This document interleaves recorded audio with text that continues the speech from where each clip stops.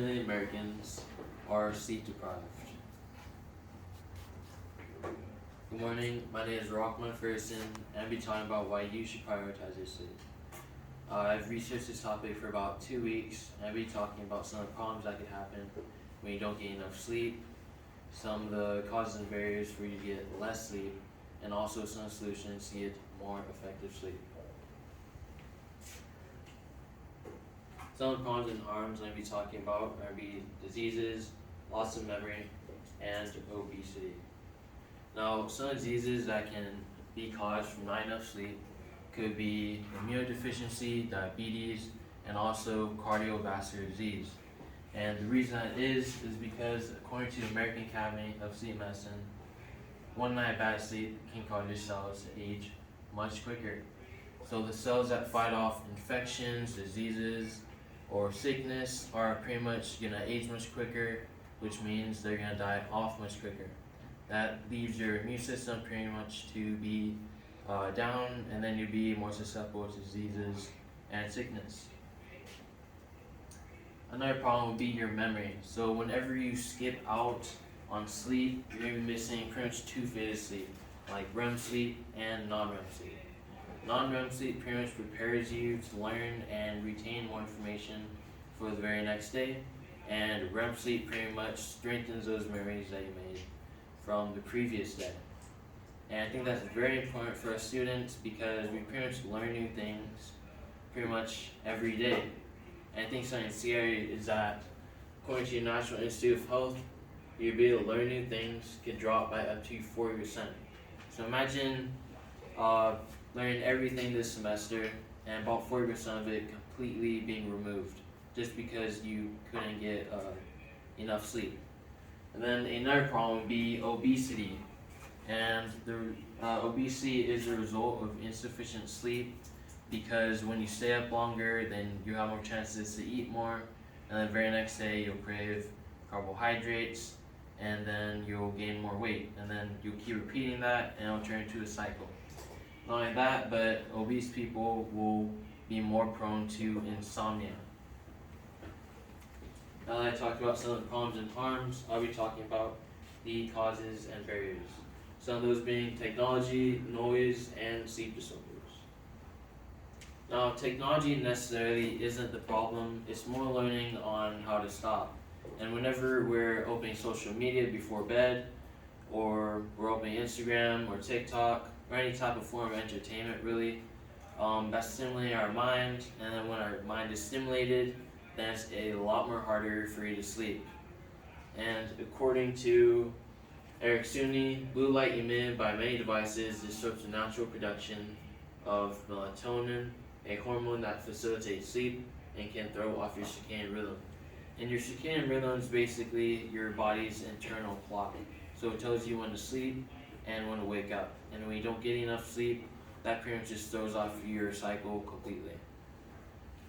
Another barrier would be in your environment, more specifically noise, because whenever you're trying to sleep, noise could startle you or could just wake you up a numerous amount of times.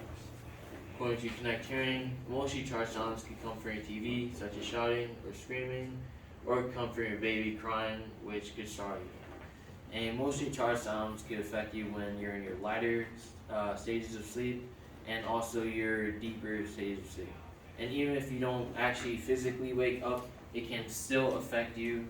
It can affect your heart rate and also your blood pressure, which could lead to cardiovascular disease. And then another sleep disorder, and then another barrier could be sleep disorders. And one of the most well-known sleep disorders is insomnia, where you can't get efficient sleep for a long period of time. And some of you might not know this, but insomnia is actually caused by an outside source. It's usually a symptom of mental illness. And according to National Alliance on Mental Illness, about 50% of insomnia cases are related to depression, anxiety, or psychological stress.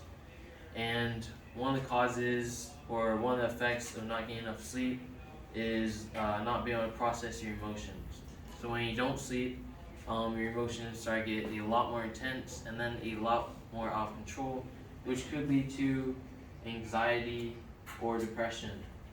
Now I talked about some of the causes and barriers. I'll be talking about some of the solutions to getting better sleep. And one of them could be blue light glasses.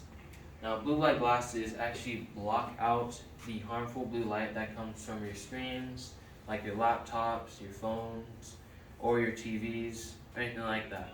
And blue light affects your melatonin, which pretty much just helps you sleep.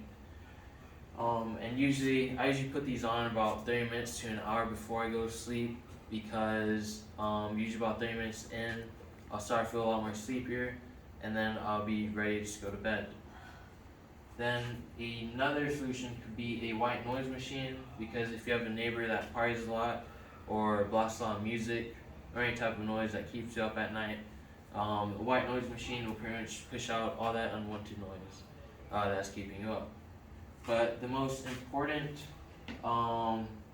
solution would be a sleep routine, because a routine is more like a habit. So whenever you're into the habit of going to bed late, it's a lot more easier to pretty much just keep following that and you just keep repeating that. But if you break that habit and pretty much create a sleep routine where you could sleep more and just get into a habit of sleeping more, and you'll be able to create a sleep routine.